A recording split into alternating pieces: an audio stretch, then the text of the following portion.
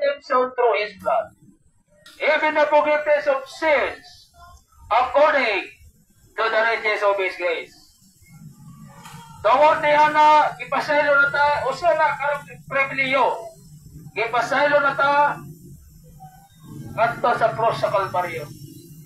He reconciled Himself. O sa pinisaya pa, ang Diyos mismo na si pag-uli kanlato.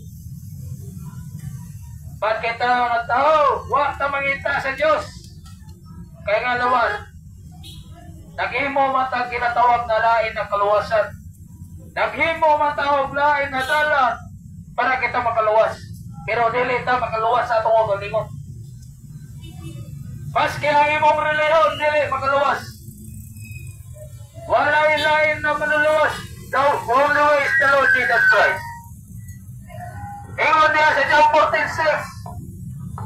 I am the way, the truth, and the life. No man cometh unto the Father, but by me. Sabi na siya pa, si Jesus ang ingon, siya ang dalan, ang kamaturan, ang kinabuhi, walay makanto sa mahal. Pinawagin ni Jesus Christ. Sa ako ng giingon, dili tao makaluwas. Dili kaugalingon na makaluwas. Dili bisag kinsa makang makaluwas. Dili ang larawan ang makaluwas kanimo. Og labi na usab, dili po ang reliyon nimo makaluwas. Kaya ang makaluwas o makadumpa kanimo sa kaluwasan, mao na ang dugo ni Jesus Christ. Kaya kakata tayo. Trust the work in the Lord Jesus Christ. Kumala, it is finished. Ang imo na lang, i-acknowledge na lang na si Jesus Christ na imong maluluwas para ikaw maluwas. Para ikaw magatog langit. Imo ng pulong sa Diyos sa 1:12. Sabi niya siya pa na, sa kanagahalo na minawat kaniya, kitagahan na siya o kagahom na may imong anak sa Diyos. Manag tuo sa iyong alon. Ang mga na ko, nagasampit pa ka sa Ginoo. Ingon ang pulong niya sa Ginoo, na bisag kinsa nga nagtawag sa Diyos, dan maluwas.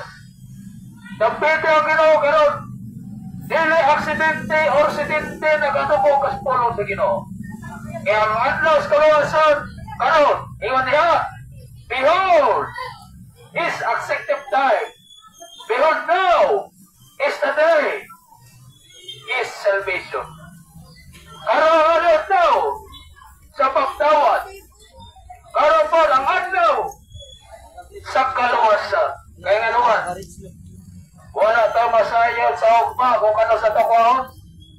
Dili ta kasiguro, ingon ang pulong man sa Diyos. It has appointed unto man once to die, but after this, the judgment.